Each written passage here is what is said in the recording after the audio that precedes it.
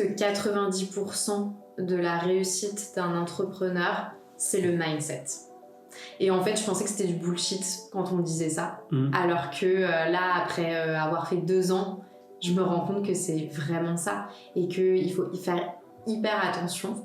Parce que quand on est en plus seul à son compte, si nous, on va pas bien, bah en fait, c'est le business qui va pas bien. Ça se ressent. Delphine, dans un premier temps, est-ce que quand tu prends un thé, tu mets le sachet de thé en premier et ensuite tu verses de l'eau dessus, ou est-ce que tu verses l'eau sur ton sachet de thé? Je verse l'eau sur mon sachet de thé. Ok. Est-ce que c'est une question qui t'aide à déstresser ou pas? Un petit peu. Ok, parce que j'ai vu que c'était des techniques qui permettaient a priori d'aider les gens à déstresser. D'accord. Alors, merci à toi Delphine de venir sur le podcast. Avec grand plaisir. Et de m'accueillir. Je vais également remercier du coup Naxprod qui nous accompagne pour l'enregistrement de ce podcast. Donc, je vais commencer déjà dans un premier temps par te décrire rapidement. Okay. Donc, tu es la fondatrice de Sense Designer, un studio de décoration d'intérieur durable, d'aménagement et de rendu photo réaliste. Tu te décris comme une architecte d'intérieur, mais plus en tant qu'une révélatrice d'intérieur durable. Tu aides à réaliser une décoration d'intérieur unique et durable en optimisant et en harmonisant les espaces dans une démarche responsable. Donc, avant de décrire davantage ton entreprise, je vais commencer déjà par faire un focus un peu en arrière sur ton parcours pour expliquer d'où tu viens. N'hésite pas à m'interrompre ou autre si tu veux développer des aspects de ton métier ou autre. D'accord ? Donc, tu as eu un master à l'ESCA, je crois que ça se dit comme ça, en purchasing, logistique et marketing in fashion industry. J'ai essayé de sortir mon meilleur anglais. C'était parfait. Okay. Et ensuite, tu as commencé donc au tout départ en étant assistante product manager chez Armand-Thierry. Tu es devenu ensuite purchasing manager chez Givenchy. Ensuite, tu es devenu assistante brand manager chez TYC. Et tu es devenu Leathergood Brands Manager, toujours dans le même groupe. Et enfin, tu as travaillé en tant qu'assistante brand manager. Ah, pardon, je redis la même chose. Tu as travaillé en tant que chef de produit horlogerie et maroquinerie chez Les Georgettes de 2018 à 2020. Tout à fait. Donc, c'est ça. Si on observe un peu ton parcours, on voit que tu as travaillé que dans des marques françaises. Oui, effectivement. C'est vrai que c'était pas forcément voulu tout de suite. Après, je suis pas du tout à l'aise avec l'anglais. Okay. Même si je devais travailler avec des fournisseurs asiatiques, donc forcément j'utilisais l'anglais au quotidien. Mais c'était peut-être lié. Ok. C'était pas quelque chose du coup qui te tenait forcément à cœur, mais tu t'es retrouvée naturellement dans ce genre de groupe? Alors, ce qui me tenait vraiment à cœur, c'était de trouver des entreprises dans lesquelles on pouvait justement retrouver ce côté éco-responsable. Okay. En fait, j'ai fait un mémoire sur la responsabilité sociale des entreprises, plus du côté des acheteurs dans la mode. Et donc, j'ai interrogé pas mal de chefs de produits acheteurs dans la mode à ce sujet. Donc, c'était vraiment ma dernière année de l'ESCA. Et en fait, je me suis rendu compte que si c'était pas une volonté de l'entreprise de développer cette partie-là, c'était hyper compliqué pour l'acheteur chef de produit de pouvoir le mettre en place dans sa stratégie de collection. Et donc, j'ai volontairement choisi Les Georgettes après le groupe TWC parce qu'ils étaient vraiment portés Made in France, valeurs engagées. Et donc voilà, là c'était vraiment ce que je recherchais en choisissant cette entreprise. Ok. Est-ce que tu pourrais décrire justement un peu ce que c'était le métier que tu avais chez Les Georgettes? Oui, donc en fait on travaillait en étroite collaboration avec les designers et okay. C'était ce qui me plaisait parce qu'en fait dans le métier de chef de produit dans la mode c'est assez différent du métier chef de produit à proprement parler et c'est pour ça que j'ai choisi ce master aussi. Et donc en fait eux étaient plus sur la partie vraiment design, donc choix des couleurs, de l'ambiance générale qu'on allait donner à la collection. Et nous, chefs de produit, puisqu'on était quand même une équipe assez étoffée, On travaillait en fait sur les études de marché, l'étude de la concurrence, les produits qui ont fonctionné, qui n'ont pas fonctionné. Donc, au niveau de notre collection, on avait des produits un peu plus images qu'on va plutôt mettre dans les shootings photos qui font vraiment venir le client.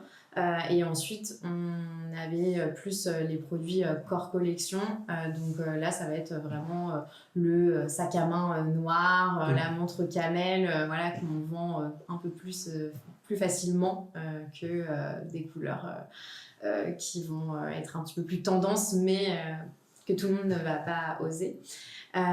Et donc voilà, l'idée c'était de pouvoir dire ce produit-là on va le continuer, celui-ci non. Ensuite on travaillait aussi sur les approvisionnements, savoir combien de produits, j'essaye de dire les choses très simplement, hein, combien de produits de telle référence on va commander.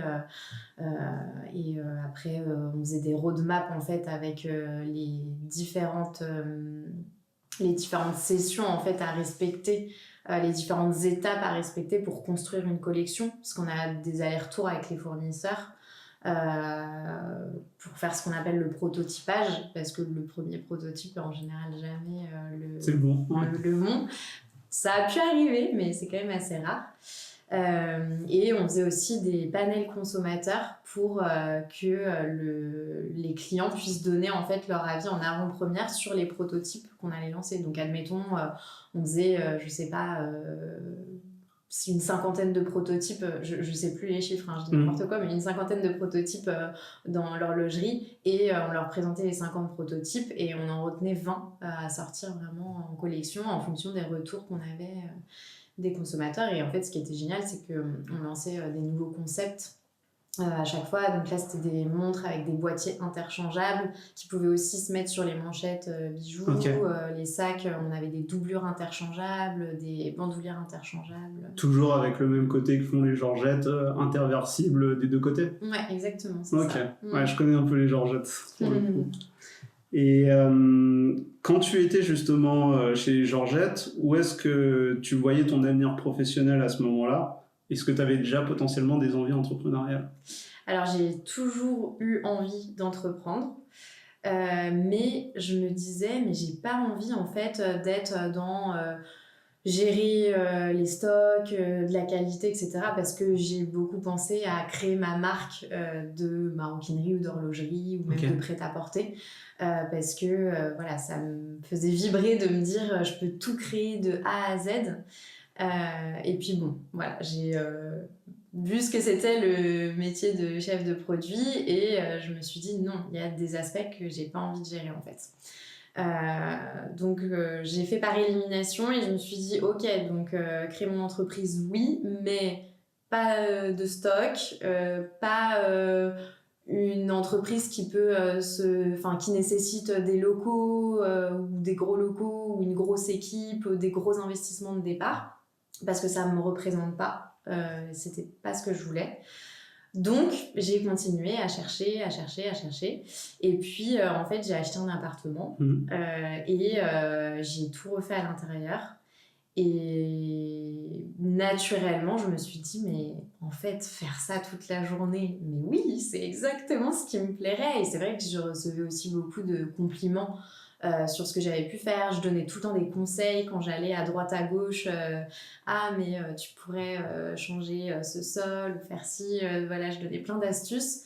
Et à chaque fois, c'était bien accueilli. Et donc, voilà, je me suis dit, en fait, oui, j'ai envie de me lancer à mon compte.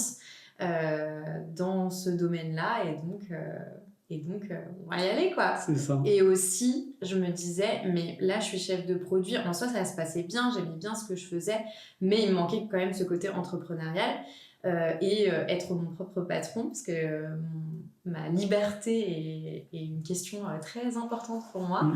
Et surtout je me suis dit, mais là concrètement, si je veux passer un poste au-dessus, c'est responsable de collection, mais j'ai pas envie de faire ça. Donc qu'est-ce que je fais pour rester dans à la fois avoir un côté business et à la fois un côté créatif que j'ai toujours recherché dans mon métier. Et donc, bah, voilà, j'ai trouvé ça. J'ai trouvé ma voie. Ok. Et quand tu étais justement en train de refaire ton appartement à l'époque, tu t'y prenais comment pour refaire ton appartement? Parce que moi, par exemple, tu vois, quand j'ai acheté mon appart, la première chose que j'ai fait, c'est de traîner un peu sur Pinterest pour essayer de trouver des inspirations. Et après, ça m'a aidé à développer un peu le truc. Bah alors franchement, je me demande comment j'ai fait parce que là maintenant, je connais bien tous les logiciels de conception, de rendu réaliste et j'ai du mal à m'en passer honnêtement pour repenser un intérieur.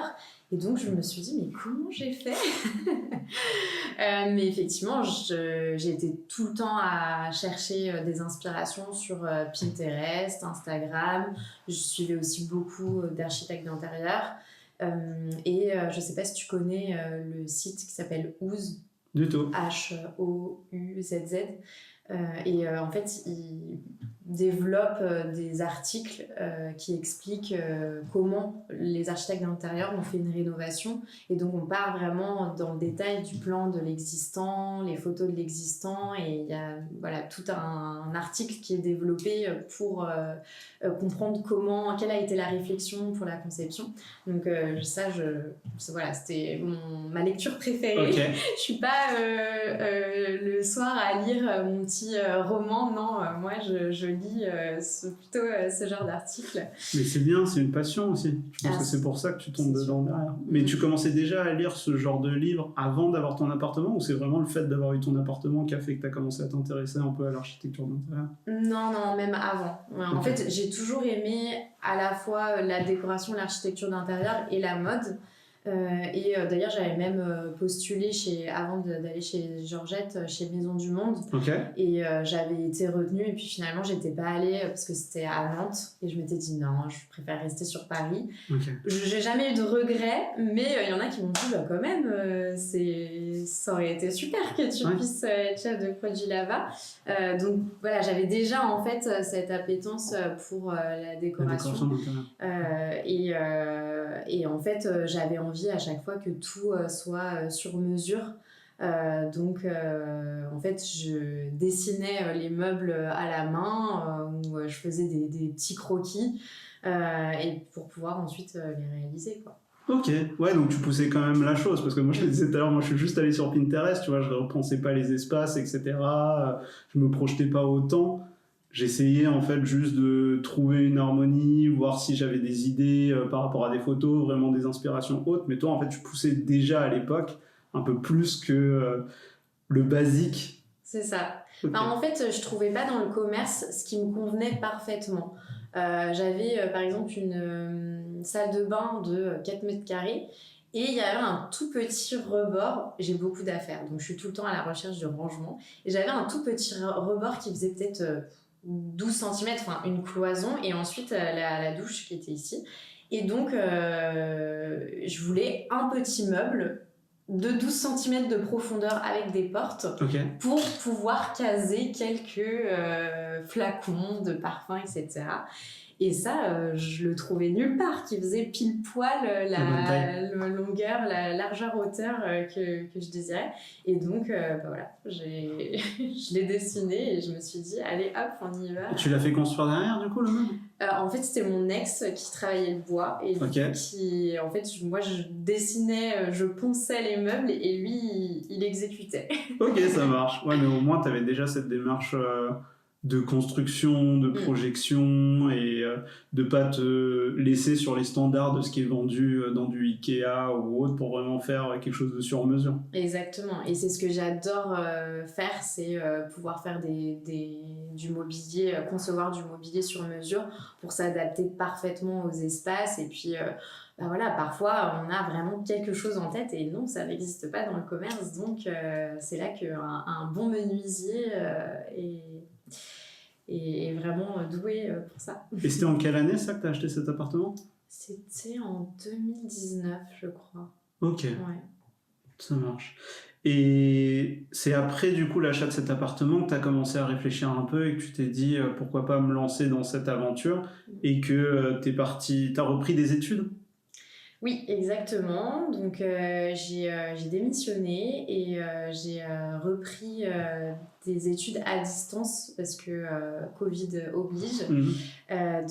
C'est l'école MGM Graphic Design et c'est une formation en accéléré ça s'appelle architecture d'intérieur et décoration, je crois. Ok. Et donc, c'est vraiment pour les personnes qui veulent faire une reconversion. Parce que tu avais fait un bilan de compétences avant ça ou ça a été fait après? Alors, j'avais fait un bilan de compétences avant les Georgettes. Ok. Et justement, j'avais déjà parlé de mon désir, comme je disais tout à l'heure, de créer mon entreprise. Et en fait, ce qu'on avait conclu avec celle qui m'accompagnait, qui était d'ailleurs géniale, je la remercie si un jour elle écoute ce podcast, on avait conclu que j'avais encore besoin d'une expérience pour être sûre de mon projet. Et elle avait raison, puisque c'est vraiment pendant les Georgettes, pendant mes 2 ans chez les Georgettes, que j'ai mûri mon projet et que je me suis dit non, je ne veux pas lancer ma marque de maroquinerie et d'horlogerie, je veux être architecte d'intérieur. Ok. Oui. Est-ce que tu pourrais me dire ce que c'est concrètement un bilan de compétences? Concrètement, on fait le point déjà sur toutes les expériences qu'on a déjà eues pour vraiment définir les forces et les faiblesses aussi de la personne, donc là en l'occurrence moi. Et en fait, moi ce qui m'a le plus marqué dans mon bilan de compétences, c'est de travailler les valeurs. Okay. Et c'est là justement qu'on a travaillé ces valeurs donc, de durabilité, éco-responsabilité qui étaient très chères à mes yeux. Et aussi, on s'est rendu compte que le plus important pour moi, c'était vraiment l'équipe. Travailler dans un bon environnement pour éviter le stress ou parfois on peut tomber sur des personnes qui sont pas très bienveillantes et ça c'était vraiment une des valeurs ou en tout cas des choses les plus importantes pour moi c'est pour ça que je me sentais aussi bien chez Georgette parce qu'il y avait quand même beaucoup de bienveillance au sein de l'équipe et voilà, ça se passait super bien. Et donc, pour moi, le bilan de compétences, c'est presque de la psy parfois, parce que ça te permet de mieux te comprendre, en fait. Et pour moi, le pro et le perso, c'est vraiment hyper lié. Et en fait, en bilan de compétences, on le travaille aussi en fait et on travaille par exemple est-ce que c'est important pour toi d'avoir un très bon équilibre vie pro vie perso. Il y en a pour qui c'est pas du tout important, enfin en tout cas pas si important que ça et ils préfèrent beaucoup travailler. Il y en a qui préfèrent faire des horaires hyper restreintes et voilà, avoir plus de temps libre. Ça dépend vraiment des personnes et donc ça on l'a beaucoup travaillé aussi pour voir en fait ce qui était vraiment important pour moi et je me suis rendu compte plus quand j'ai été chez les Georgettes que de travailler pour moi et là depuis que je suis à mon compte que de travailler pour moi je le vis pas du tout de la même manière que de travailler pour quelqu'un d'autre en fait. Et mon temps travaillé maintenant c'est plus du temps où je me dis ah mais c'est du temps que je passe pas en perso voilà c'est beaucoup plus confondu en fait c'est pas on fait les horaires de 9h à 18h voilà. Je pense que t'exploses les horaires aussi maintenant. Je ne compte pas mes heures ça c'est sûr. Mais moi je suis persuadée qu'à partir du moment où tu aimes ce que tu fais, que tu mélanges un peu ta passion justement dans ce que tu entreprends derrière, en fait ces heures là tu les comptes pas de la même manière que quand t'es salarié. Tu les subis moins aussi, je pense. Ouais, exactement. Et après, moi, j'étais quand même passionnée par mon métier de chef de produit parce qu'il y avait beaucoup de création. Donc j'étais quand même passionnée. Mais au-delà de ça, le fait de travailler pour soi et en plus d'avoir la passion, tu peux faire encore plus de choses. Ouais, ça démultiplie ton énergie, en fait. Ouais, et puis tu te sens davantage vivre aussi dans ce que tu es en train de faire en fait tous les jours. Et ça c'est super important aussi. Pour moi c'est un peu la même chose, c'est ce qui fait que je suis là aujourd'hui, c'est que je trouve que on passe énormément de temps justement au travail tous les jours. Et là, quand on est salarié, on risque de passer encore plus de temps vu que la retraite s'allonge de plus en plus au nombre d'années. Et en fait, si t'es pas bien dans ton travail et que c'est quelque chose qui prend énormément de place, bah, c'est pas ce que je veux. En tout cas, moi, c'est pas ce que je veux. Et je suis persuadé qu'à partir du moment où on aime ce qu'on fait, qu'on est passionné dans ce qu'on fait, bah, on compte plus pareil, on subit pas de la même manière. Non, ça, c'est certain. Et du coup, après que tu aies repris tes études, tu es devenue assistante architecte d'intérieur avec Loussentis Interiors pendant 3 mois.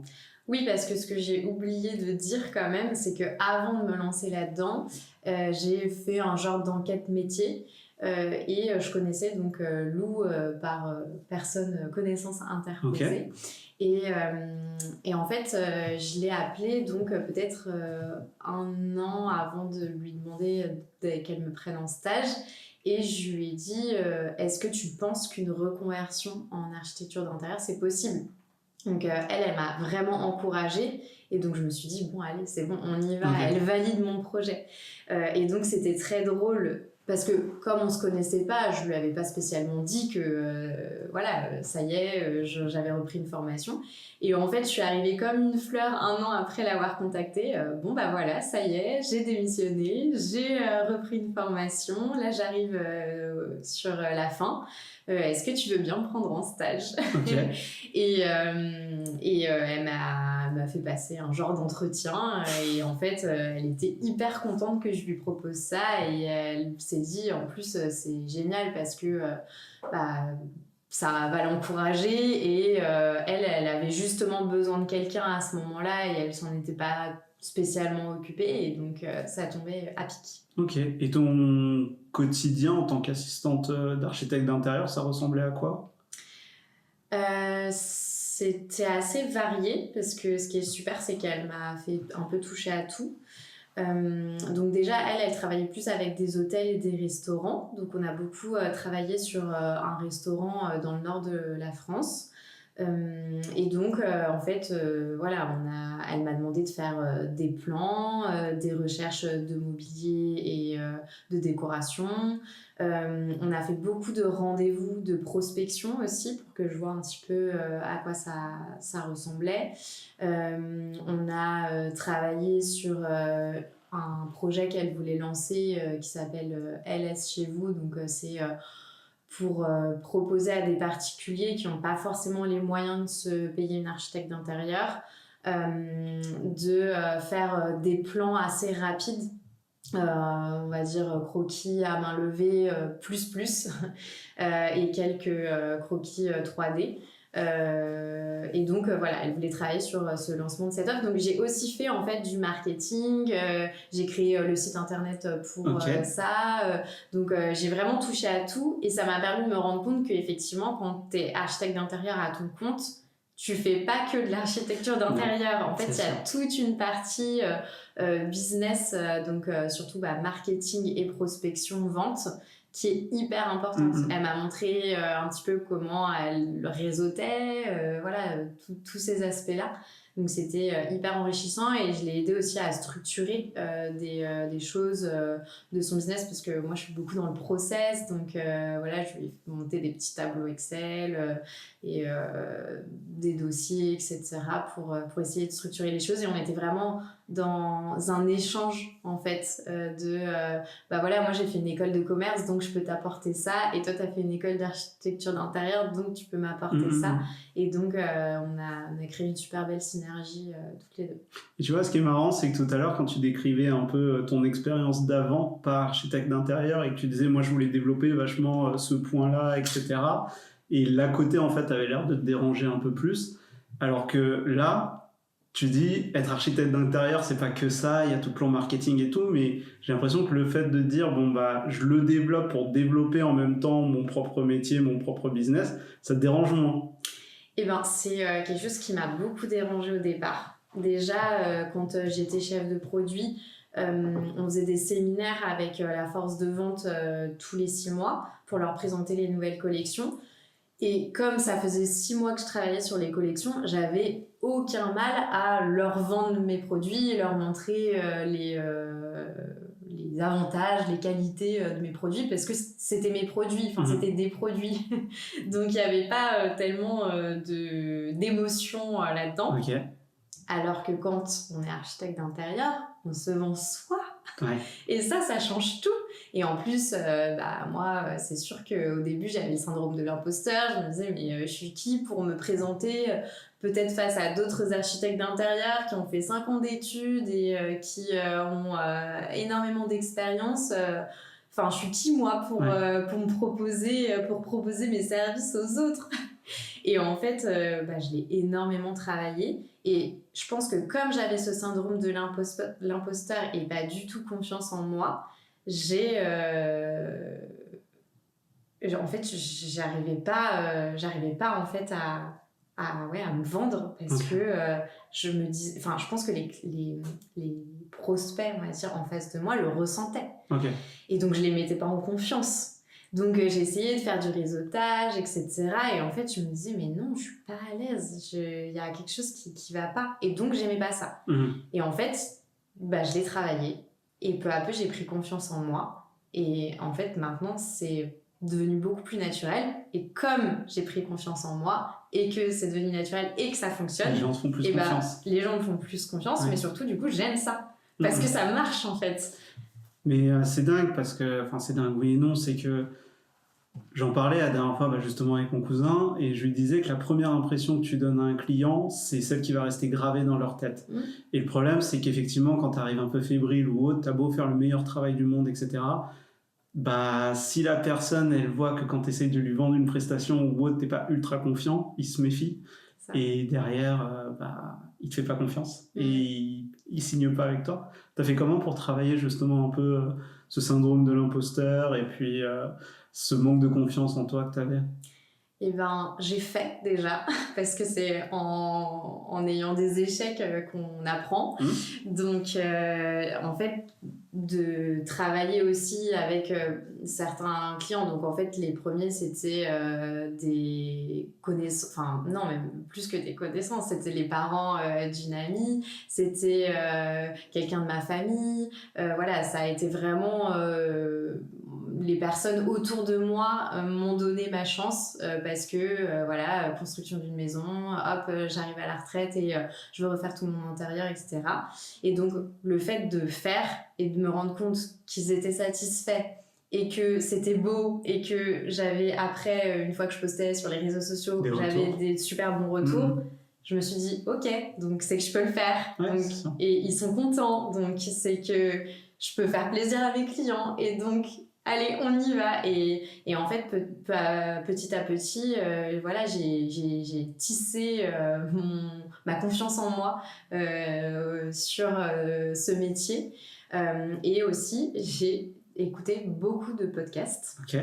Et c'est vrai que je sais pas si tu connais Aline de The Bee Boost. J'ai dévoré tous ces épisodes de podcast et elle en parle pas mal de ce syndrome de l'imposteur. Et en fait, à force d'écouter tous ces podcasts, d'écouter des formations, d'écouter des vidéos sur Instagram, je me suis immergée en fait dans ce monde de l'entrepreneuriat, des baby entrepreneurs qui ont ce syndrome de l'imposteur. Et en fait, le fait de vraiment de m'imprégner de tout ça et de le répéter. Donc quand je cuisine, que je fais ma vaisselle, je mettais tout le temps des podcasts. Et en fait, ça m'a forgé mon mindset, quoi. Vraiment, ça m'a beaucoup aidé. Et bien entendu, mes amis, ma famille, mes proches qui m'ont énormément aidé et épaulé et soutenu et donné confiance en moi. Ça a vraiment aidé. Ah ben oui. Je pense que quand on se lance, on peut y arriver s'il n'y a personne derrière nous. Mais le fait de sentir qu'on est épaulé et qu'on est encouragé, ça n'a pas de prix. L'entourage, ça compte beaucoup. Ouais. Et tu verras aussi, si tu écoutes les autres podcasts, que la plupart des entrepreneurs, c'est ce qu'ils disent aussi. L'entourage joue énormément. Puis même quand tu lis, moi, ce que je faisais, c'est que j'ai lu beaucoup de livres, parce que moi, c'est ma déformation professionnelle qui fait que je suis très papier et formation. bah, tu te rends compte que les personnes avec qui tu traînes, les personnes avec qui tu discutes, etc., elles ont beaucoup d'influence sur toi. Et même derrière ce que tu écoutes, ce que tu regardes, ce sur quoi tu t'abonnes sur Instagram, sur YouTube, comment est fait ton fil d'actualité, et ben tout ça, ça reflète beaucoup en fait du mindset que tu vas avoir actuellement en fait. Totalement. Et franchement, c'est pour ça que je te dis, le fait de m'immerger là-dedans, je me suis désabonnée de tout ce qui me polluait Pareil, un peu. exactement pareil. Et je suis vraiment restée concentrée sur ça. Et puis le fait à chaque fois d'avoir un point de vue extérieur. Là, je fais partie de plusieurs réseaux d'entrepreneurs. J'ai aussi une partenaire d'objectifs. Donc, chaque mois, on fait le point en fait sur les objectifs en cours, atteints ou pas atteints. Mais en tout cas, voilà, on fait le point chaque mois et ça nous encourage. Et en fait, le fait d'en discuter avec les proches, cette partenaire d'objectifs, le réseau, etc., à chaque fois, tu vois l'évolution.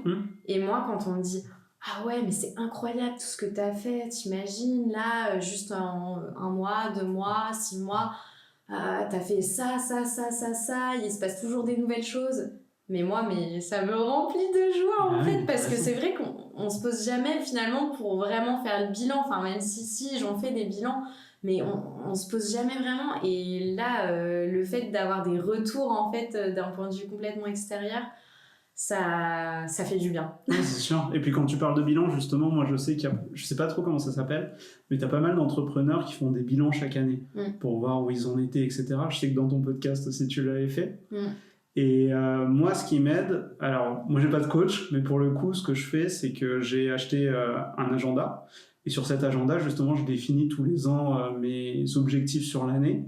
Et après, je les décompose sur 3 mois. Enfin, en gros, tu travailles sur dans plusieurs années où est-ce que tu veux être, etc. pour fixer tes objectifs. En fonction, tu fais ton objectif annuel et derrière, tu le sous-décomposes. Donc, tu fais ton objectif à 3 mois, ton objectif à 1 mois et ça te permet d'avoir à chaque fois, à la fin du mois ou des 3 mois, un regard sur ce que tu as fait. Et moi, j'ai jamais autant avancé que depuis que je me suis fixé des objectifs. Et moi, tu vois, ce que j'aime, c'est cocher des cases. Genre me dire, bon, bah, j'ai défini ça. Il y a une satisfaction personnelle à se dire, bon, bah, ça, je l'ai fait, c'est bon, je coche la case et je passe à autre chose. Et ça fait 3 ans que je fonctionne comme ça à peu près. Et j'ai jamais autant fait de choses que depuis que j'ai commencé à poser les choses, prendre du temps, tu vois, pour réfléchir, faire les bilans à la fin de l'année aussi pour avoir de la gratitude dans ce que j'ai fait, être content de ce que j'ai fait, réaliser ce que j'ai fait. Parce que comme tu dis, on se pose pas en fait pour se rendre compte de ce qu'on fait. Ah, exactement, et c'est vrai que ça, je le faisais, mais le fait d'avoir ma partenaire d'objectif, ça nous oblige quelque part, parce qu'on s'est engagé auprès de quelqu'un, on s'est pas engagé auprès de nous-mêmes, on s'est engagé auprès de quelqu'un, et je trouve ça, enfin moi en tout cas c'est comme ça que je fonctionne, je trouve ça encore plus engageant. Et donc quand on va avoir notre call et que je regarde, ok, est-ce que c'est bon, j'ai rempli tous mes objectifs, bah en fait c'est encore plus motivant qu'un rendez-vous avec soi-même, tu vois ce que je veux dire. Et c'est pour ça que j'adore ce concept et que je trouve ça vraiment génial, parce que en plus elle est photographe, tu vois, donc on n'a pas les mêmes métiers, mais par contre en tant qu'entrepreneur on rencontre vraiment les mêmes problématiques. Et donc ça, je trouve que c'est un super concept. Alors peut-être que ça convient pas à tout le monde, mais en tout cas, moi, toi, ça fonctionne. C'est ça, donc on lâche pas quelque chose qui fonctionne et t'as raison de continuer. Et tu vois, c'est pareil, là, en ce moment, je suis un coaching, et en fait, donc c'est 1 heure toutes les 2 semaines. Et j'ai des genres d'exercices entre. Et en fait, c'était pas, il y a plein de choses, tu vois, que je travaille, c'est pas forcément ma priorité. Et donc en fait je me dis à chaque fois bah non, là mon client c'est plus urgent, etc. Et du coup j'avance pas sur les autres chantiers, projets entre guillemets, pas chantier d'architecture d'intérieur. Et en fait là le fait d'avoir ce rendez-vous toutes les 2 semaines et de devoir rendre mes devoirs, mais en fait ça m'a fait penser à l'école quand tu l'as dit, en disant je vais avoir le rendez-vous avec telle personne, faut que je vérifie où j'en suis et tout. Mais je peux comprendre, tu sais, il y a aussi des gens, je pense que comme tu disais, ça convient pas forcément à tout le monde, qui se disent que quand ils ont un projet, ils l'annoncent. Parce qu'en fait, comme ça, ils s'engagent à devoir réaliser la chose qu'ils ont annoncée aux gens, pour pas qu'ils se disent que c'est qu'une grande gueule et qu'ils disent pas grand-chose. Moi, je suis un peu pareil aussi. Hein. J'ai besoin d'annoncer les choses et de dire que je vais faire telle chose pour me dire, bon, bah, j'y vais concrètement. De toute façon, j'ai pas le choix. Et quelque part, je me suis engagé avec moi-même, mais je me suis aussi engagé auprès des autres, tu vois, là-dessus. Ouais. Et pour continuer, j'ai vu que tu avais obtenu ta certification en 2022, en mars 2022 précisément, et tu as créé directement derrière Sense Designer en avril 2022. C'est exactement ça. Je vais continuer du coup en faisant un pitch un peu de ta société. Donc avec Sense Designer, tu proposes de produire une source de bien-être avec l'éveil des sens et un effet de couleur. Tu as créé ta société pour donner du sens aux rénovations en faisant de l'intérieur une source d'épanouissement, permettant de se reconnecter au sens, valoriser les pièces maîtresses en sélectionnant du mobilier durable, en préservant des savoir-faire traditionnels et en privilégiant la proximité. Tu allies le beau et le bon pour la planète. Donc je vais te poser une question. Qu'est-ce que c'est qu'une démarche responsable et une décoration d'intérieur durable ? Très bonne question. Alors, justement, ce que j'avais envie aussi de transmettre à travers Sense Designer, c'est de ne pas se culpabiliser. Parce qu'on parle beaucoup oui, il faut faire de l'éco-responsable, il faut faire du durable. Et donc, potentiellement, on peut se dire que ça peut être cher, que ça peut être parfois moins joli, moins tendance, etc. Et donc, moi, j'avais aussi envie d'enlever... tout ce qu'il y a autour de... Enfin, tous ces préjugés autour de l'éco-responsabilité et la durabilité. Et donc, j'aime bien donner cet exemple. D'ailleurs, je l'ai posté il n'y a pas longtemps. C'est un couple qui avait acheté une maison et qui aimait bien la fonctionnalité de leur cuisine, mais par contre, n'aimait pas l'aspect général. Ok. Et donc, ils m'ont dit, oui, mais... on n'aime vraiment pas, donc voilà, ça nous embête de tout changer parce qu'elle était vraiment en parfait état, en plus d'une superbe qualité, mais vraiment elle nous plaît pas, quoi. Donc qu'est-ce qu'on fait ?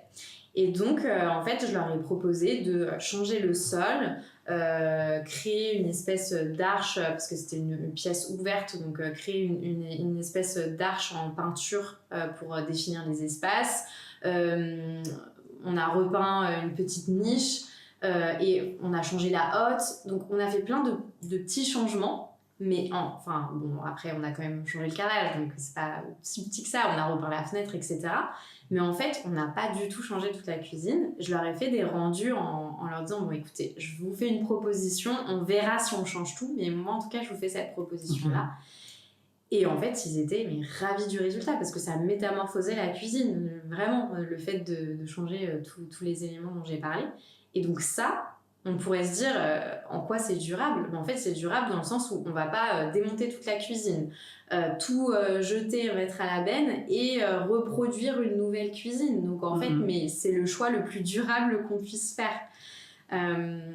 Puis tu avais un autre exemple aussi que j'avais pris sur ton LinkedIn où tu expliquais que, par exemple, acheter une première fois un meuble 400 €, ensuite, sachant qu'il se casse tous les 2 ans et que derrière tu rachètes un autre meuble à 300 €, au final, quand tu regardes et que tu achètes quelque chose de durable dès le départ qui va te coûter, par exemple, 700 € et qui dure plus dans le temps, bah, tu te rends compte que quelque chose de durable, c'est pas forcément quelque chose de beaucoup plus cher. Alors oui, sur le moment, ça te demande un investissement un peu plus conséquent, mais vu que ça dure beaucoup plus longtemps, et ben au final, tu t'y retrouves quand même. Exactement, et c'est pour ça qu'avec Sense Designer, j'essaye en fait presque d'éduquer mes clients parce qu'il y en a beaucoup qui n'ont pas conscience de ça.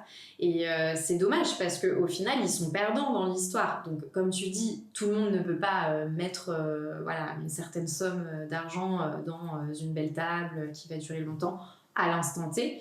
Mais moi, j'essaye vraiment de prendre l'enveloppe globale, je demande le budget global et j'essaye de tout faire rentrer en fait dans cette enveloppe globale et de montrer que on peut. Et effectivement, pour tout ce qui est chaises, tables, gros mobilier, de choisir du mobilier plutôt intemporel et jouer sur le côté tendance avec la petite déco, parce que voilà, une housse de coussin, un cadre, des petits éléments de décoration, bon bah voilà, si ça reste, ça se change, ça peut même maintenant se revendre sur beaucoup de sites. c'est beaucoup moins grave que de changer tous les 2 ans de table, de chaise, etc. Donc voilà, j'essaye vraiment de jouer sur ce côté-là et puis de jouer sur le côté tendance aussi au niveau de la peinture. Ça peut être au niveau des couleurs de peinture. J'aime bien faire par exemple des formes sur les murs et j'essaye aussi d'utiliser de la peinture biosourcée pour que ce soit pas nocif pour la santé. Et donc voilà, il y a plein d'éléments sur lesquels on peut jouer, mais il faut casser tous les stéréotypes qu'on peut avoir et que mes clients ont en venant me voir parce qu'ils ont cette volonté de faire de l'éco-responsable, du durable, mais ils ont plein d'a priori. Donc moi j'essaye d'exterminer tous leurs a priori et ensuite comme ça on peut commencer sur des bases saines pour débuter leur projet. Ouais, puis en plus, quand tu dis ça, il y a aussi une plus-value derrière qu'on voit pas forcément, mais que tu précises sur ton site, c'est que suite à ta prestation, il y a des plus-values sur les biens immobiliers d'environ 13% en Yvelines. Et en final, le fait de te faire intervenir, je ne sais pas si on peut appeler ça des chantiers, au départ, ça s'appelle un investissement en fait. Et c'est quelque chose sur lequel derrière, tu peux récupérer en fait de la rentabilité aussi. Ouais, exactement. Et c'est vrai que ça, tout le monde s'en rend pas forcément compte, alors que je l'ai vu, en fait, donc là, je l'ai vu pour l'appartement que j'avais rénové, que j'avais acheté en 2019, que j'ai revendu. J'ai fait une très nette plus-value. Et là, j'avais racheté un studio que j'ai entièrement rénové. Et en fait, il était métamorphosé. Alors, je ne l'ai pas revendu, mais il n'a plus rien à voir. Et quelqu'un m'a dit, ah oui, en fait, entre l'avant et l'après, on pourrait le revendre plus cher, quoi. Et en fait, c'est prouvé, hein, de toute manière, il y a pas mal d'émissions de télé dont je ne citerai pas le nom qui le montrent, mais en fait ça permet de créer l'effet coup de cœur. Mon acheteur, quand j'ai vendu mon appartement en 2019, il m'a dit moi ce qui m'a décidé, c'est en rentrant j'ai vu la crédence, j'ai adoré. Donc, alors il avait toutes les qualités requises pour lui plaire et donc il cochait toutes les cases, cet appartement. Mais il n'empêche que... Ça a joué dans sa décision finale. Ouais. Et puis tu vois, moi je te rejoins totalement là-dessus. Là on parlait de résidence principale pour habiter, mais ça vaut aussi dans la location et dans l'investissement. Parce que moi, mon appartement, celui que j'ai acheté à Rouen, en gros, ce que je cherchais à faire derrière pour augmenter les prix et sortir un peu des prix que tu as d'habitude dans le marché et dans cette zone-là, c'était de créer une prestation qui était un peu différente. Et justement, de réaménager un peu l'intérieur, etc., ça permettait en fait de mettre sur le marché quelque chose qui n'existait pas dans ces zones-là, d'offrir quelque chose de beaucoup plus sympa aussi aux gens. Et derrière, en fait, ça justifiait une hausse de prix qui était anormale dans ces secteurs-là aussi, tu vois. Bien sûr. Donc, moi, je peux que recommander ce type de prestation derrière. Et justement, est-ce que tu penses que on peut s'offrir ce type de prestation, entre guillemets, peu important le budget ? Parce que je vois par exemple que toi, tu offres différents types de prestations. Ouais, alors justement, je m'adapte aussi en fonction du budget, mais surtout, comme je le disais tout à l'heure, je demande le budget global pour quand même voir si effectivement c'est réalisable ou pas, parce que je peux faire beaucoup de choses, mais je suis pas magicienne non plus. Et donc, en général, les personnes qui m'approchent, même si elles n'ont pas un énorme budget, ce que je vais faire, c'est que je vais absorber le prix de ma prestation dans le budget global. Donc en fait, en plus, comme j'ai pas mal de partenariats avec des marques de mobilier et de décoration, j'offre jusqu'à 20% de remise sur du mobilier et ça peut vite chiffrer. Et donc en fait, presque, ça dépend hein, bien entendu ce qu'on va choisir, mais presque en fait ça rembourse finalement ma prestation, les remises. Donc finalement, si on a un budget global, que je le respecte et que ma prestation est comprise dedans et qu'en plus je fais bénéficier de remises, je dirais que oui, beaucoup de personnes peuvent se l'offrir. Après, je vais pas mentir et dire que c'est à la portée de tous, mais en tout cas, comme j'offre aussi des prestations à distance, Ça permet aussi de diminuer la facture puisque je me déplace pas, donc il n'y a pas tout le temps sur place avec la prise de cote, etc. Et puis après, c'est la personne voilà, qui fait sa shopping list, qui met en œuvre, etc. Donc je m'adapte vraiment en fonction de ce que la personne désire et de son budget. Et puis moi j'ai vu en plus que tu avais travaillé même sur des espaces sur lesquels on se dit c'est tout petit, il n'y a rien à faire, du chambre studette je crois ça s'appelle comme ça. Et au final, avec ta prestation, ça crée de la profondeur, tu as l'impression d'être dans des pièces beaucoup plus grandes. Et donc, même sur des petites pièces, en fait, tu as une plus-value. Ouais, exactement. Et c'est aussi, comme je disais tout à l'heure, de pouvoir faire aussi du mobilier sur mesure. On va pouvoir caser beaucoup plus de fonctions, beaucoup plus de choses. Donc, typiquement pour une location courte durée, le fait de pouvoir présenter des prestations supplémentaires, ça fait forcément augmenter le prix de la nuitée. Et d'ailleurs, par rapport à ce que tu disais tout à l'heure, là, j'ai travaillé sur un appartement à côté de Disney. Et l'idée, c'était de se démarquer et des hôtels de Disney et des locations courte durée aux alentours. Et donc, en fait, on a créé un thème Roi Lion Jungle, mais vraiment immersif pour pouvoir mettre des nuitées plus chères. Donc, en fait, l'investissement est rapidement rentabilisé. Et en plus, moi, je trouve que je reviens moins sur l'investissement et plus sur la résidence principale. Avant, comme je suis entre guillemets cadre jeune actif, je travaille à la Défense, moi, ce que je voulais, c'était juste trouver un appartement, un peu dortoir, rentrer chez moi pour dormir et c'est tout. Et en fait, quand le Covid est arrivé, je me suis rendu compte que chez soi, c'est hyper important. Il faut s'y sentir bien. Et je pense que pour s'y sentir bien, en fait, il faut non seulement le décorer selon ses besoins, etc., mais il faut aussi en fait réussir à créer un cocon et pas rester dans quelque chose de ultra neutre, de préfabriqué un peu, tu vois, et standardisé. Et je trouve que ça peut aider, tu vois, ce type de prestation à se dire, bah, c'est vraiment chez moi. C'est fait comme j'ai envie que ce soit. Et c'est fait selon mes goûts, mes envies et mes besoins. Bah, totalement. Et c'est pour ça que je commence, tu vois, à chaque fois, chaque projet en ayant vraiment un entretien ultra détaillé avec les clients. D'ailleurs, si c'est des couples, je demande toujours à ce que les deux soient là parce qu'il faut que les deux se sentent bien, même si c'est parfois plus l'un qui gère que l'autre. Je demande quel mobilier ils veulent conserver, pourquoi, parce que parfois il y a de l'affect, et comment on va mettre ces pièces en valeur avec le reste de la nouvelle décoration. Mais je pose aussi des questions assez personnelles sur comment vous vivez, comment vous évoluez dans les espaces, quelles sont vos habitudes, de quoi vous avez besoin pour penser vraiment à toutes les fonctions et que voilà, on arrive chez soi et en fait on se sente vraiment bien et que ça a été pensé pour la personne.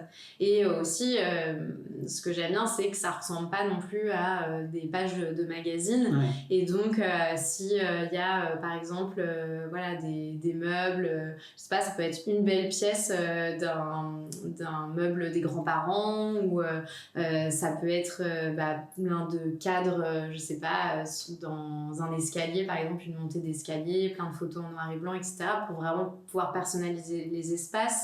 Au niveau des affiches, des peintures qui vont vraiment plaire à la personne. Le premier projet que j'ai fait, c'était une peintre qui, c'était une activité à côté, mais elle avait des superbes tableaux. Et donc, en fait, on a pris un tableau et j'ai piqué un peu, en fait, très coloré. J'ai piqué un peu toutes les couleurs qu'il y avait à l'intérieur de son tableau et j'ai vraiment imaginé la décoration autour pour son tableau. Ouais.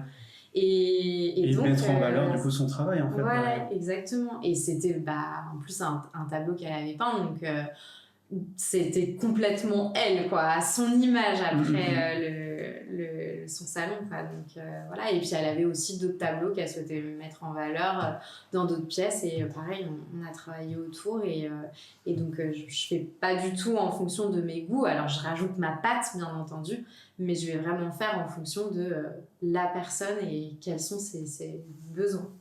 Est-ce que tu penses que ton voyage à Shanghai et la culture justement asiatique avec le bien-être intérieur, ça a joué un peu ? C'est vrai que j'y avais jamais pensé, mais c'est possible. Après, j'ai toujours ressenti ce besoin de me sentir bien, moi, quelque part. et pas seulement comme je l'explique, et c'est pour ça que ça s'appelle sense designer, pour faire appel non pas aux 5 sens parce qu'il n'y a pas le goût, mais aux 4 sens. J'avais goûté un peu ces murs ou autre. Mais c'est vrai que, je sais pas, par exemple, quand j'arrive dans un hôtel, si c'est magnifique, mais que la literie est pas confortable, les oreillers, les draps qui grattent, que ça sent mauvais, etc., bah, je vais pas me sentir bien, en fait, même si c'est très beau. Et donc, moi, je voulais vraiment remettre au cœur du design d'intérieur tous les sens, parce qu'on pense vraiment beaucoup à la vue. Mais en fait, il n'y a pas que ça. Je veux que le canapé soit confortable, que les chaises soient confortables, que toutes les matières soient douces au toucher, que les odeurs... donc, je sais pas, il y en a qui aiment beaucoup les odeurs de bois brut, que voilà, qu'on fasse plaisir à la personne, en fait, pour quand elle arrive, qu'elle sente soit des bougies parfumées qui lui font plaisir, ou comme je disais, les odeurs de bois brut, ça peut être plein de choses. Et puis aussi au niveau du son, finalement, si on est embêté par les voisins ou qu'il y a de l'écho, il va y avoir plein de techniques en design d'intérieur avec des panneaux acoustiques, en multipliant les tissus pour éviter l'écho. Enfin voilà, il y a plein de techniques. Et donc l'idée, c'est aussi d'avoir du bon son. Donc par exemple, proposer des belles enceintes pour avoir du bon son si la personne est sensible à ça. Et on va travailler vraiment autour de l'habitat et pas seulement du design d'intérieur qu'on voit. Ok. Alors j'ai une question justement par rapport à la transition que tu as eue en tant qu'entrepreneur après avoir été salarié chez Georgette et avoir fait ta formation auprès de Lucentis. Pourquoi est-ce que tu as commencé directement en créant ton entreprise plutôt que de te salarier ? Alors, pour 2 raisons. Parce que déjà, comme je disais tout à l'heure, en fait, moi, ce que je voulais, c'était être à mon compte. Et c'est pour ça aussi que je faisais cette formation et que j'avais trouvé ce métier qui me correspondait. Donc, dans tous les cas, c'était décidé comme ça. Et aussi parce que j'avais beaucoup entendu que quand on n'avait pas fait les 5 ans avec le diplôme d'architecte d'intérieur, c'était très compliqué de trouver un travail en tant que salarié. Et puis aussi parce que avant même d'obtenir ma certification, il y a des personnes qui m'ont dit qu'ils avaient besoin de moi. Donc je me suis dit, c'est une aubaine, il faut que je saute sur l'occasion en fait.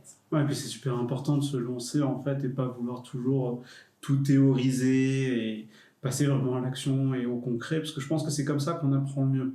Ah, exactement, parce que ce que j'expliquais tout à l'heure sur le syndrome de l'imposteur, sur la prospection, le marketing, etc., bah ça, c'est des choses que j'aurais pas vraiment eues en tant que salarié architecte d'intérieur. Et donc, heureusement que finalement, je l'ai vécu il y a 2 ans et jusqu'à maintenant, et que ça, c'est passé, c'est fait et c'est travaillé, quoi. Et est-ce que tu vis un peu la culture de la charrette ? Tu vois ce que c'est ou Non, pas du tout. Non ? C'est quoi ? Ok. Alors, quand j'ai fait mes recherches justement sur ce que t'es un architecte d'intérieur, la formation d'architecte, etc., il y a une chose qui remonte énormément. En fait, c'est dans dans le métier d'architecte et dans la formation, il y a une culture un peu ancrée qui s'appelle la culture de la charrette. C'est souffrir pour réussir, ne pas compter ses heures de travail, et ça consiste à un travail intense jusqu'à se priver de dormir pour pouvoir aboutir à un projet avant de le présenter à ses professeurs et pouvoir être évalué. Et en fait, dans la plupart des interviews que tu vois sur Internet, etc., il y a beaucoup de reproches à cette culture qui est vachement ancrée. Et moi, je vois que... Moi, j'ai fait du droit. Et en fait, il y a à peu près le même équivalent, tu vois, où il y a la fierté de se dire moi, je travaille des heures et des heures, je dors pas, je fais des déplacements partout, etc. Tu le vis au quotidien, ça, toi ? Alors, je l'ai vécu au départ. Ouais. Et j'avais l'impression qu'effectivement... il fallait que je donne toujours plus à mes clients parce qu'en plus, je leur mettais pas du tout assez de limites. Ça a été ma grosse erreur, j'ai bien appris là-dessus. Et donc, en fait, je travaillais à 95% de mon temps pour mes clients et le 5%, les petits 5% restants pour l'administratif, comptabilité, marketing, communication, prospection. Bref, c'était pas du tout assez. Et en plus, je travaillais énormément. Et j'ai eu un moment en mai dernier où j'étais vraiment au bout du rouleau. J'en pouvais plus. Et je me suis dit, ok, là, il y a quelque chose qui ne fonctionne pas. Je me suis mise à mon compte pour être libre. Et en fait, je suis emprisonnée avec mes clients, mes projets et devoir faire les choses dans les temps, etc. Il faut que je change les choses. Et donc, en fait, je me suis un peu posée. J'ai restructuré mes offres.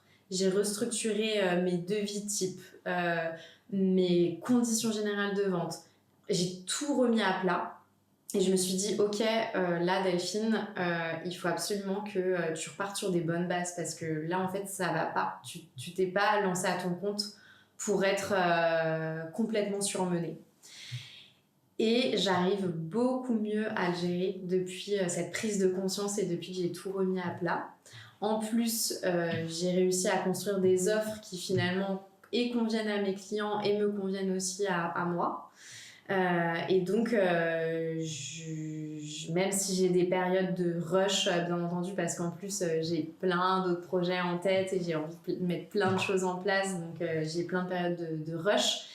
Et d'autant plus que quand on est dans la création, bah, parfois on pense à une idée, puis à une autre, et on fait des tests, et il faut aussi réussir à se cadrer soi-même.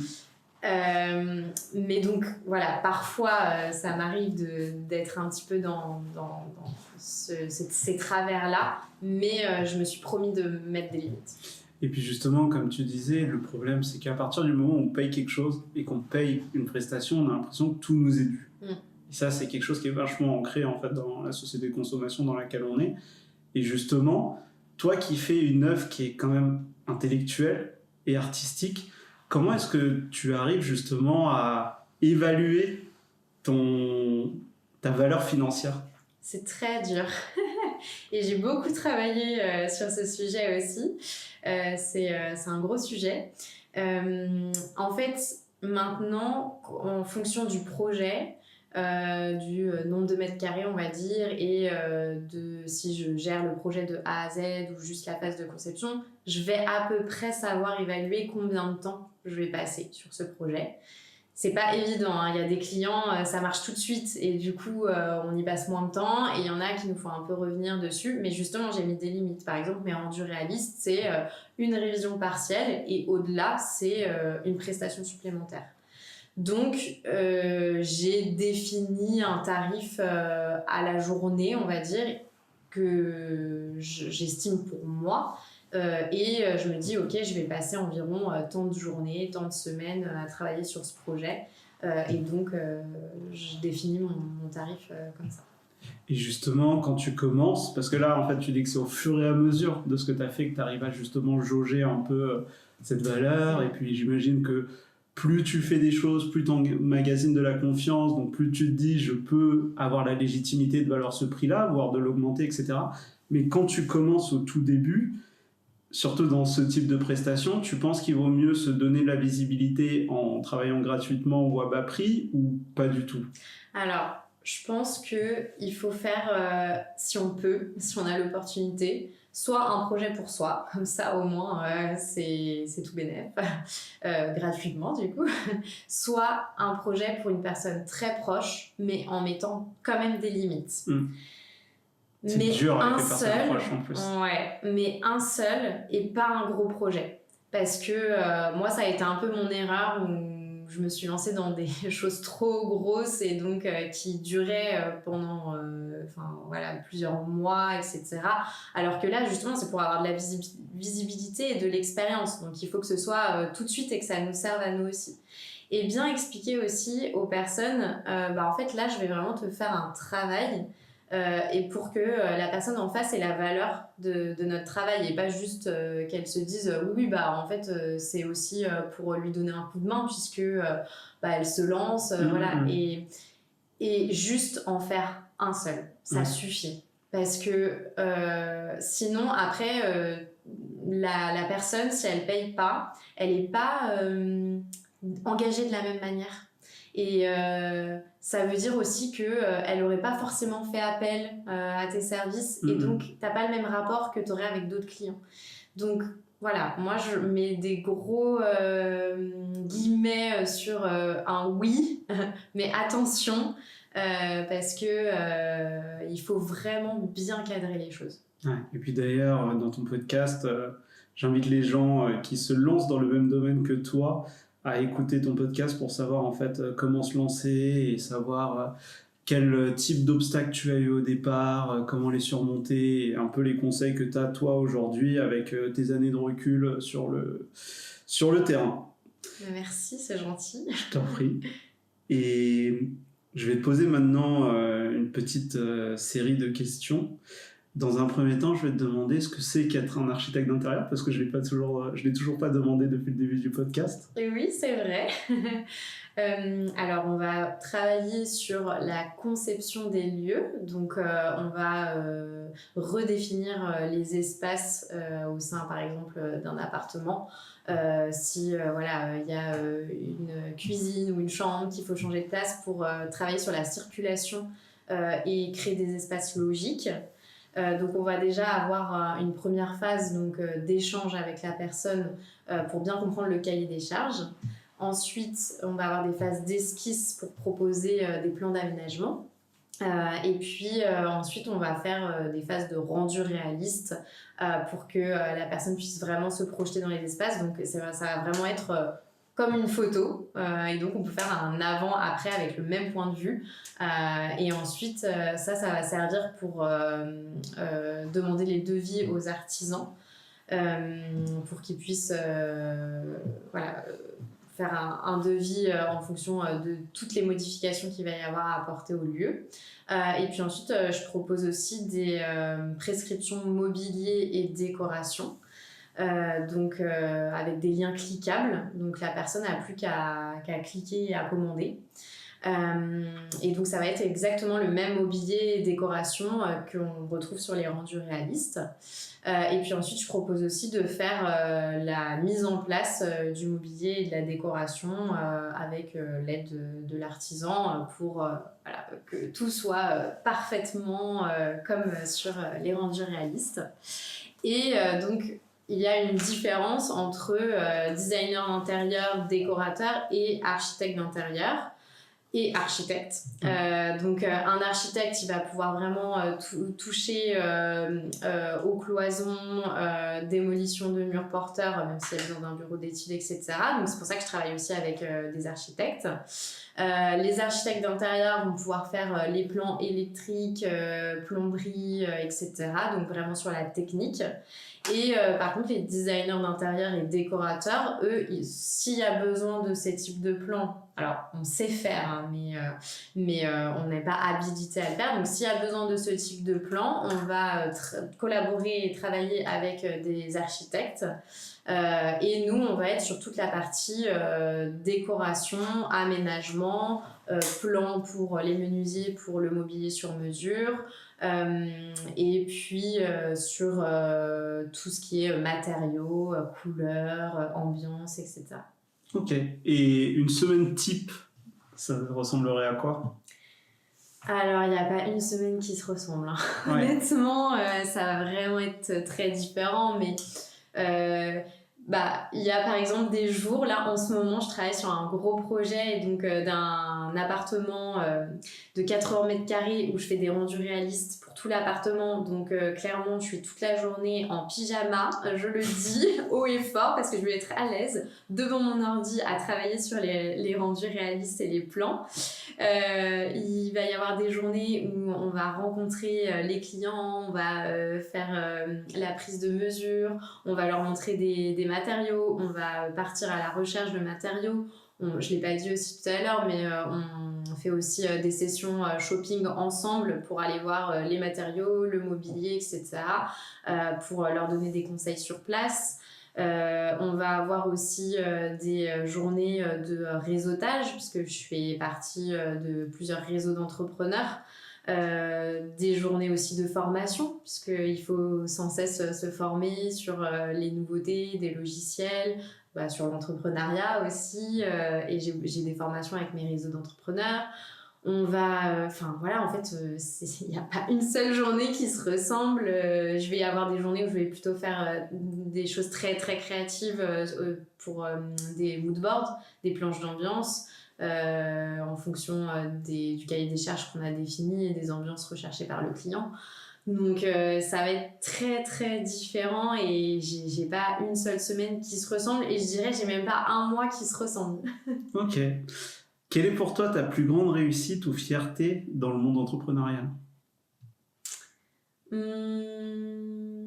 D'avoir créé mon studio Sense Designer et de pouvoir enfin me dire que je peux en vivre. Ouais, c'est une bonne chose, c'est important aussi, parce que Oui. la passion, ça a beaucoup de place et c'est quelque chose de bien, mais il faut pouvoir réussir en fait à en vivre derrière, parce que sinon il y a beaucoup de contraintes et je pense que parfois tu peux penser à dire bon bah au final est-ce que c'était une bonne idée, est-ce que je retournerai pas en arrière, il faut être costaud aussi pour s'accrocher, parce que la plupart des entreprises au bout de 2 ans elles ferment. Exactement, et puis c'est tout le temps une remise en question, il faut pas se comparer en fait aux autres parce qu'en plus à l'heure des réseaux sociaux, on voit toutes les personnes qui réussissent et on se dit ah mince pourquoi moi j'en suis pas encore à là, et en fait on voit pas tout le travail acharné qu'il y a derrière, le temps qui a passé et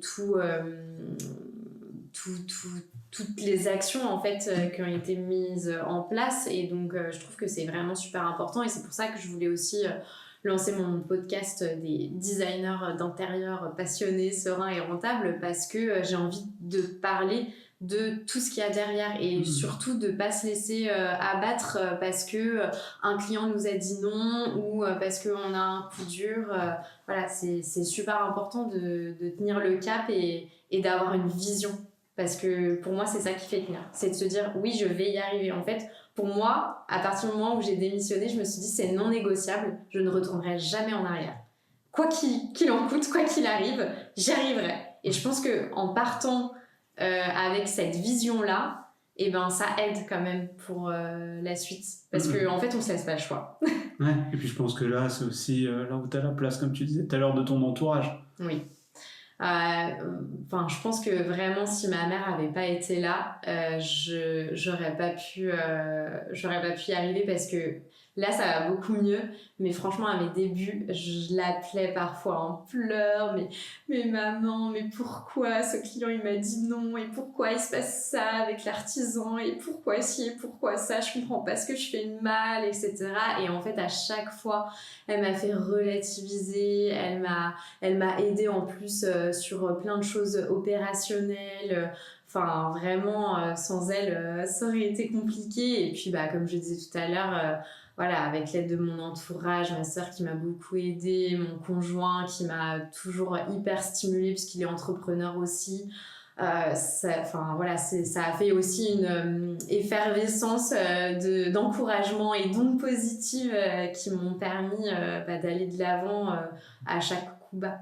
Parce qu'on en a des coups bas quand on est sûr, et puis comme tu dis, c'est important, je pense, de parler un peu des mauvais côtés qu'on peut avoir derrière, que ce soit dans l'entrepreneuriat ou même dans son propre domaine, parce que comme tu disais, avec les réseaux sociaux, on voit toujours le côté rose de toutes les choses, et en fait, on peut se dire, elle, sa vie, ou lui, sa vie, elle est super, et moi, à côté, j'arrive pas, je galère, et je pense que c'est hyper important, et les gens, aujourd'hui, ils ont besoin un peu de se retrouver dans des moments qui sont vrais, de se rendre compte qu'ils sont pas tout seuls, qu'il y a des moments où ça va, des moments de gros up et des moments de down complet, et ça arrive à tout le monde en fait. Ouais, exactement, et je pense que c'est pour ça aussi que c'est bien de faire partie de réseaux d'entrepreneurs bienveillants dans lesquels on peut partager aussi ses coups durs et dire là ça va pas trop, il se passe ci, il se passe ça, pouvoir échanger sur des problématiques. Parce que en fait ça va être super encourageant parce qu'on se rend compte qu'on n'est pas seul et qu'en fait on est tous passés par là. Et justement, quel a été ton plus gros échec ou ton plus gros regret dans ton aventure jusqu'à maintenant? Je dirais mon manque de confiance en moi. J'ai mis vraiment beaucoup de temps, trop de temps à le gommer alors qu'il n'y avait pas de raison.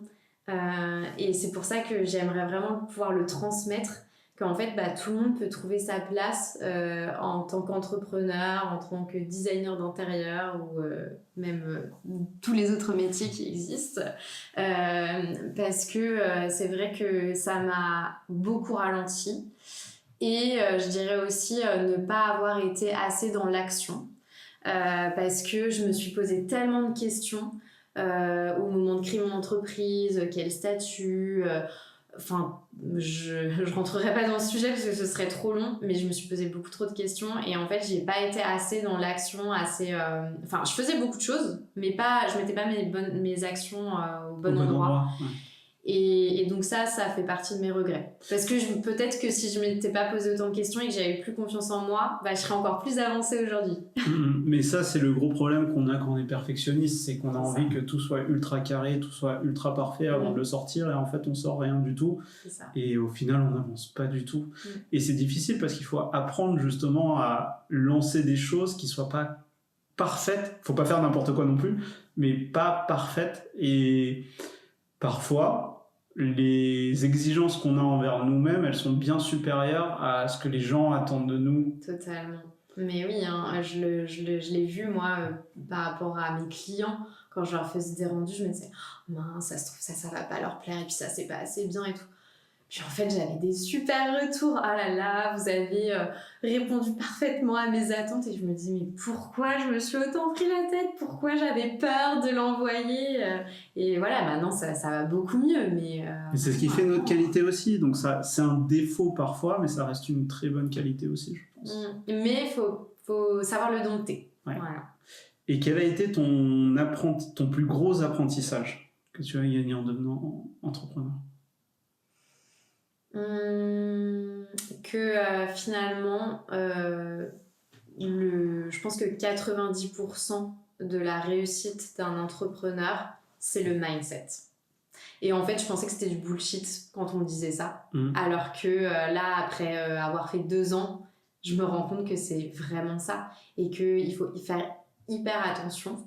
Parce que quand on est en plus seul à son compte, si nous, on va pas bien, en fait, c'est le business qui va pas bien, ça se ressent.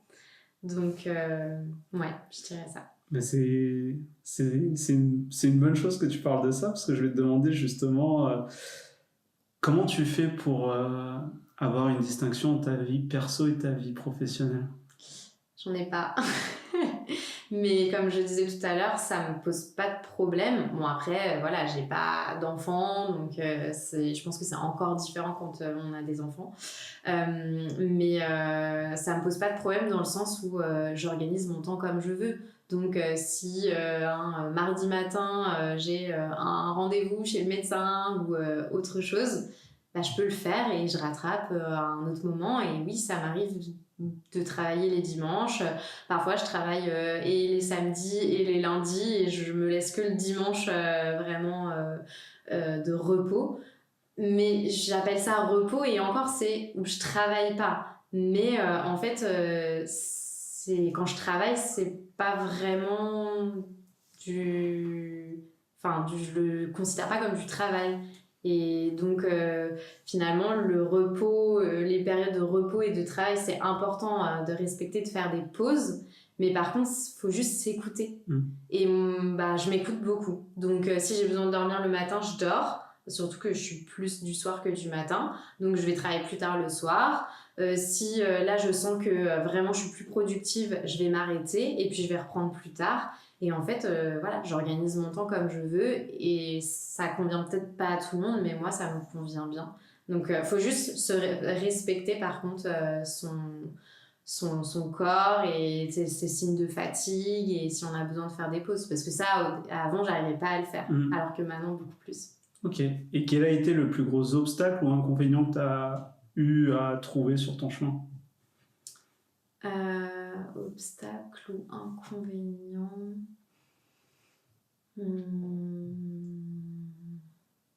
Moi, je reviendrais plus à pas savoir me vendre. Ouais.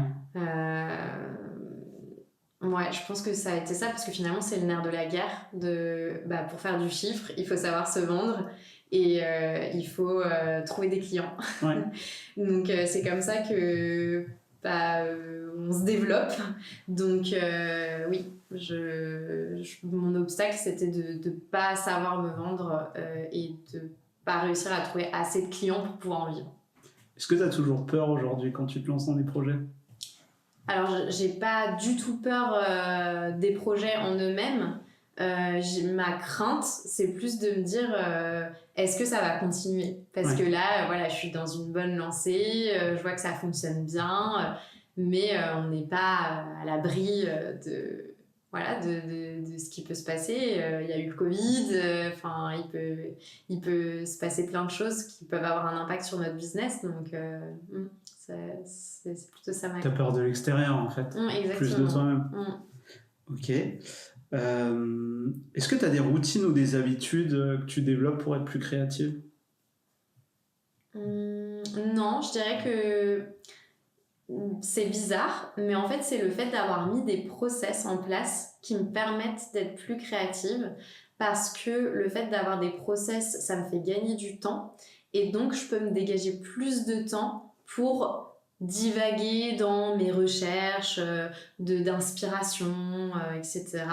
Donc finalement, mes habitudes, c'est plus d'avoir mon Notion hyper bien organisé, d'avoir tous mes process. Je suis exactement le même process en fait avec chaque client en fonction des différentes phases. Ça m'a vraiment ôté une épine du pied. Ok. Et est-ce que tu aurais un conseil ou une recommandation pour quelqu'un qui aimerait se lancer comme toi ? C'est vraiment de travailler son état d'esprit avant tout, de croire dur comme fer à son projet, parce que je pense que c'est vraiment ça qui permet d'y arriver. Et puis de se former en fait en continu sur les sujets de l'entrepreneuriat, du business, du marketing et du design d'intérieur, parce que en fait ça fait partie du game de se former en continu pour toujours évoluer. Ok. Et là on va partir sur la dernière phase, celle où tu vas me détester comme tous les autres. C'est des questions un peu d'introspection. Oula. Si tu devais donner la plus grande qualité que devait avoir un ou une architecte d'intérieur, qu'est-ce que ce serait ? Organisé. Ok. Et pour toi, c'est quoi être heureuse ? Oula, c'est une question philosophique ça. Ouais. Je me demande si je ne l'ai pas eu au bac de philo. C'est de se sentir épanoui au quotidien, que ce soit dans sa vie pro et perso. Parce que j'ai jamais été aussi heureuse que depuis que je me suis lancée à mon compte, alors que franchement c'est pas facile tous les jours, mais je me sens tellement épanouie et donc synonyme de bonheur, et aussi quand même de pouvoir se dégager le temps qu'on souhaite allouer à chaque chose. Okay. Ça c'est super important.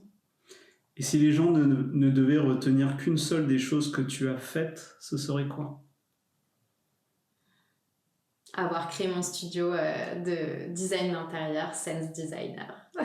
Ok. Et si les gens qui écoutent ce podcast veulent te retrouver, ils peuvent te retrouver sur quel réseau, quelle plateforme ? Alors, ils peuvent me retrouver sur Instagram. Donc c'est sense, sense.design.r. Donc ça c'est pour la partie design d'intérieur, et après je viens tout juste de créer un nouveau compte qui s'appelle rien d'autre que mon nom, donc c'est Delphine-Rouillard, ROUI2LARD, et sur ce compte je voudrais plus communiquer justement sur tout ce que je rencontre en fait comme difficulté, comme succès, en tout cas mon quotidien de designer d'intérieur, alors que le compte Sense Designer c'est plus pour vraiment mes clients du studio de Sense Designer. Et puis parce que je communique aussi sur Delphine Rouillard, sur le podcast dont tu as parlé, qu'on peut retrouver sur toutes les plateformes d'écoute, qui s'appelle Designer d'intérieur passionné, serein et rentable. C'est un peu long, mais c'était voulu parce que je voulais vraiment qu'il y ait ces 3 notions, parce que pour moi c'est ce qui permet aussi à un designer d'intérieur qui se lance d'y arriver. Il faut qu'il soit passionné, serein et rentable. Ok. Et tu communiqueras dessus aussi sur ton futur prochain projet ?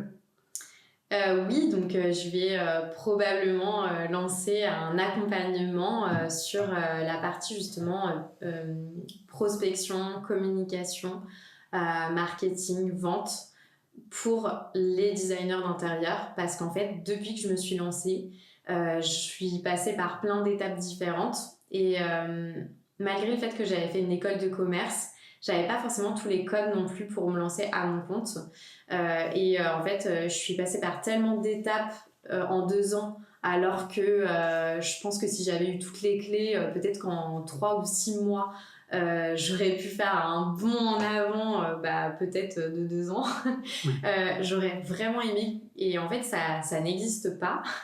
Et je trouve que c'est super important de pouvoir le partager en fait avec les autres. Parce qu'il y en a plein qui veulent se lancer à leur compte. Il y a au moins 15 personnes qui m'ont appelé des connaissances, pour me demander comment je m'étais lancée, ce que j'avais traversé, quelles actions j'avais mis en place. Et j'ai adoré partager ça avec elles. Parce que c'était que des femmes. et donc voilà, je me suis dit, mais attends, ça me donne une idée, il faut absolument que j'en parle dans un podcast, et pourquoi pas lancer un accompagnement pour pouvoir permettre à toutes ces personnes qui ont besoin de conseils de se lancer et de pouvoir partager tout ça ensemble.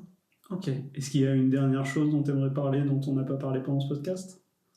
Je crois qu'on a balayé quand même pas mal de sujets. Ouais, je pense qu'on a eu une longue discussion et je pense bien. qu'on est allé sur pas mal de sujets, effectivement. Je te remercie en tout cas, Delphine, pour le temps que tu as pris et puis je te dis à bientôt. Merci beaucoup à toi, c'était un plaisir.